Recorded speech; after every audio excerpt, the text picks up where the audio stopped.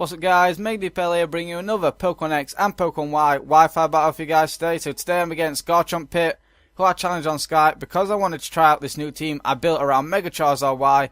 Team's looking pretty nice and powerful, really synergized, so hopefully I just wanted to try it out and see how it works. My opponent's using a team filled with a lot of uncommon stuff, which is pretty nice to see actually.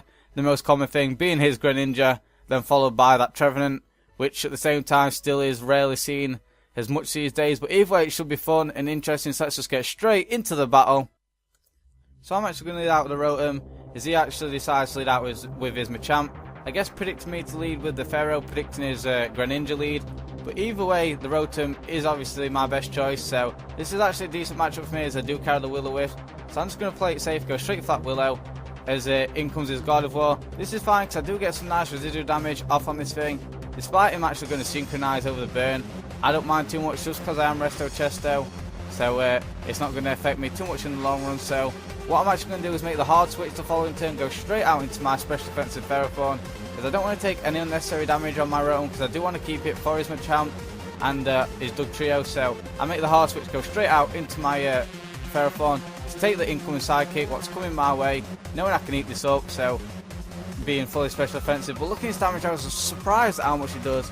Turns out it was actually a critical hit, so this may or may not matter, just because he is running the Focus Blast. An unstabbed super effective Focus Blast coming from a Mega God of War actually wipes out my max special defense and max HP Ferrothorn, so I was really surprised there. So I was kind of confident I could have lived, so maybe that crit mattered in wiping out my Ferrothorn. So I bring my Aegis Slash, I expect this thing to be fully offensive, just be able to set up SDs and take it out.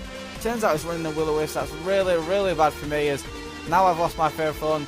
My Aegis Slash is pretty much crippled at this point, so it's a bad start for me. What I'm actually going to do is just go straight for the Shadow Sneak, trying to get some damage. There's a threat on the opposing side. I just want to get rid of that as soon as I can. I could have possibly predicted the Crawdaunt switch, but either way it's not going to matter too much, as you guys will see. I do just go straight for that Shadow Sneak. Here I actually make a little bit of a bad play. It seems like it'd be a good play me going straight for that King Shield, just because either a Choice Band slash Life Orb, Stab Adaptability boosted, knockoff, super effective knockoff is coming my way, so it seems like a good play. But as you are going to see the following turn, it turns out I do outspeed, so I can just go straight for that Sacred Sword and wipe out his Crawdaunt. Of course, despite being burnt, this is still going to be able to knock it out, so Aegis Slash put in that work despite being burned, so down goes that Crawdaunt, which potentially could have been a problem, but either way, he's going to get the free switch into his Greninja now.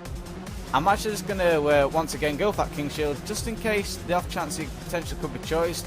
Scarf or Specs, I mean, obviously they're not common these days, but either way, I can just scout out what he's going to go for. I'm going to fod off my Aegis Slash now, as he reveals a Dark Pulse, of course.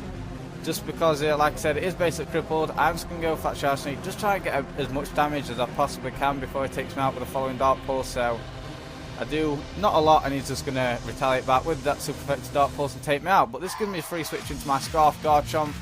But what I'm actually going to do is just play it safe. I want to force in his Trevenant now, just so I can get the free switch into the monster on my side of the field, being my Charizard. So in comes his Trevenant, nice and perfect. I just play it safe, trying to take out that Greninja, as he does in fact bring in that Trevenant, eats up that Earth Bait.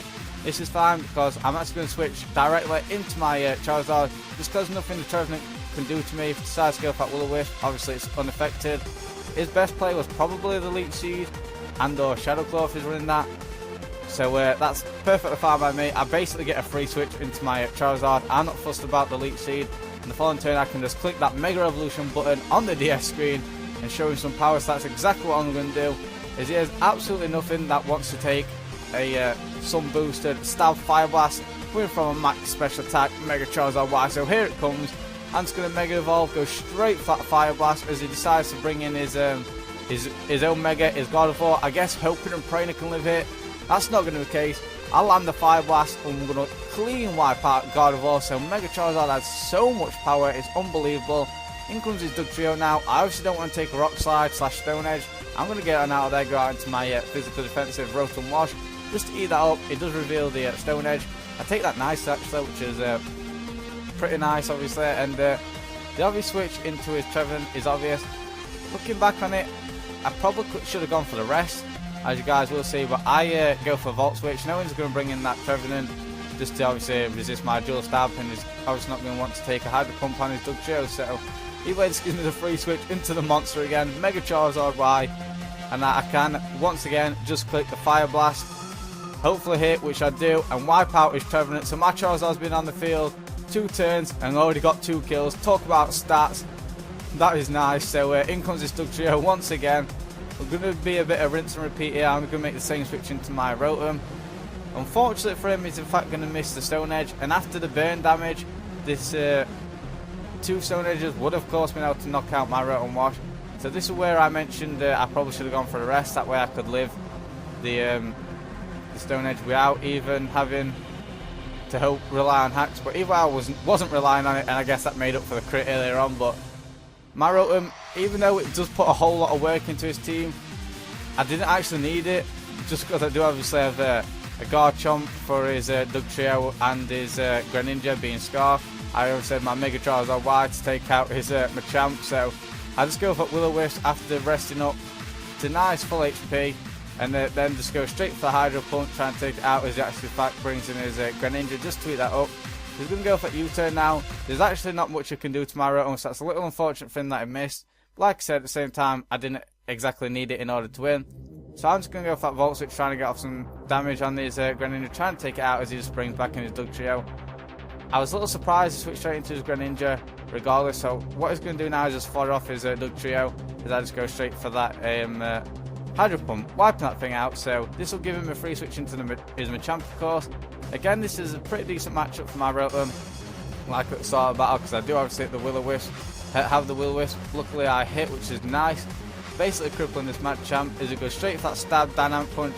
Actually reveals a Life Orb, so I actually take that really well thanks to the burn even. So that Life Orb stab coming from Machamp, Dynamic Punch, looks to be around about a 2 KO. I do obviously hit myself in the confusion the following turn. Either way, I was just firing off my Rotom Wash at this point, just to get a free switch into anything and go from there. So down goes my Rotom, which is nice for him. I am obviously going to get the free switch into, once again, the threat, Mega Charizard Y. The 3rd turn is going to claim his 3rd kill. I'm just going to go straight for that Sun Boosted Stab Fire Blast once again. I do land it, so 3 turns on the field, 3 kills for Mega Charizard Y. Talk about consistency. Now comes his last, his Greninja. I know I can live yes sir, just because the sun is up. He's actually going to go for that Dark Pulse, get the flinch. Look how much that did. I'm pretty sure I can live the following and just go straight for that Solar Beam and get its 4th and final kill for Mega Charizard Y. So he definitely was the threat. He's going to get all the rights to the custom thumbnail and the title, so he's definitely putting that weight. But either way, GG Garchomp Pit. If you guys enjoyed, be sure to leave a like, comment down below and subscribe for more. Don't forget to check out the Garchomp Pit's channel. His link is down in the description bar below. So again, thank you guys for watching, and I'll see you guys next time.